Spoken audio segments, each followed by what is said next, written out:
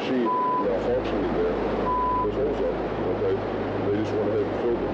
But I've gone ahead and told managers that, and nothing has been done. Nothing. This is the aftermath of a plane crash that occurred back in October 2018. 189 people were aboard the Boeing 737 MAX 8 as it plunged into the Java Sea early October 29th, just 13 minutes after takeoff. This is another crash that occurred just 5 months later in March 2019.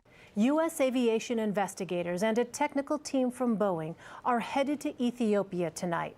That's where a new 737 MAX 8 jetliner crashed today, minutes after taking off from Addis Ababa. Boeing has faced several high-profile issues with some of its bogus aircrafts, particularly the 737 MAX series. This is Boeing whistleblower Ed Pearson, former senior manager at Boeing's 737 factory in Renton, Washington, expressing his concern that workers were inadvertently embedding safety hazards into our airplanes. I know how dangerous even a small defect can be to the safety of an airplane.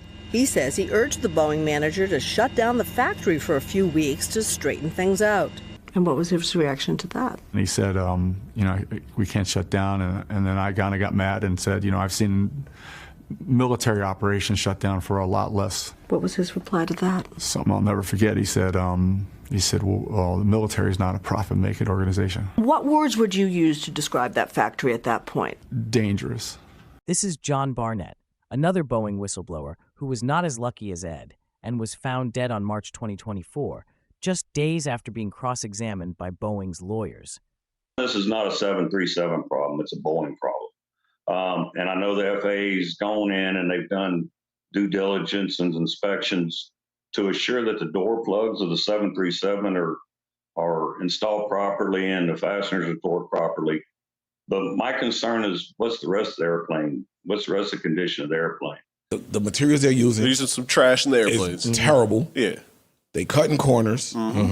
He went and testified, gave an interview, which was going to be used in testimony. Oxygen masks aren't he was like, efficient. 1 out of 4 are going to fail in the event of an emergency or something. Like, he broke it down. Yeah. And was supposed to go back for a follow-up interview. And when he didn't show up, they go looking for him. Where he at? They found him in the parking lot. John Barnett. Which version you want? Get ready for a crazy story about Boeing's profit versus safety dilemma.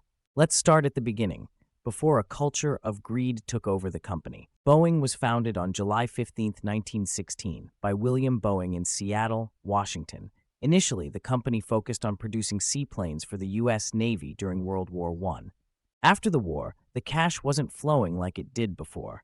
Boeing shifted its focus to commercial aviation. In the 1950s, it introduced the Boeing 707, the first commercially successful jet airliner. This marked the beginning of the jet age in commercial aviation. Boeing continued to innovate, introducing iconic aircraft such as the Boeing 727 up to the 787 Dreamliner. These aircrafts revolutionized air travel, offering increased efficiency, comfort, and range.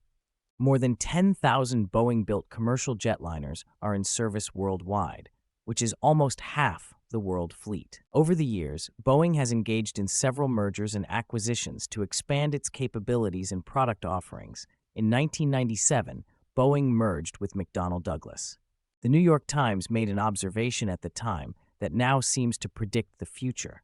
The full effect of the proposed merger on employees, competitors, customers, and investors will not be known for months, perhaps even years. In a clash of corporate cultures where engineers at Boeing and bean counters at McDonnell Douglas clashed, the smaller company won. The result was a shift away from expensive, innovative engineering toward what some called a more aggressive culture, dedicated to keeping costs low and favoring upgrading older models at the expense of innovation. Secondly, in 2001, Condit moved Boeing's headquarters from its original home in Seattle to Chicago, another thirsty decision, all to gain $60 million in state and local tax credits over 20 years. The word I use a lot is vibrant. Things are going on. There are exciting things happening. in the city, and that's important to me. Its offices opened at 100 North Riverside just days before 9/11. And at the time, the city and state promised $60 million in tax incentives over the next 20 years. With none of its businesses based in Chicago, the move separated Boeing's corporate executives from its engineering and product decisions and alienated its Seattle-based engineers. After Condit resigned in 2003, following an ethics scandal, Boeing's board convinced former McDonnell Douglas executive, the money-hungry Harry Stonecipher, to come out of retirement to replace Condit. Stonecipher, a General Electric GE alum, immediately set out to change Boeing's culture, proclaiming, "When people say I changed the culture of Boeing, that was the intent, so that it is run like a business rather than a great engineering firm." One of Stonecipher's fated decisions was to turn down the proposal from Boeing's head of commercial aviation to design an all-new single-aisle aircraft to replace the Boeing 727 and 757 FAA certified in 1972. You don't change your quality process for schedule. You make quality happen in the schedule. They're shortchanging the engineering process to meet a schedule, and they're not even allowing quality control to do their job. And they're telling them this is how it's going to be.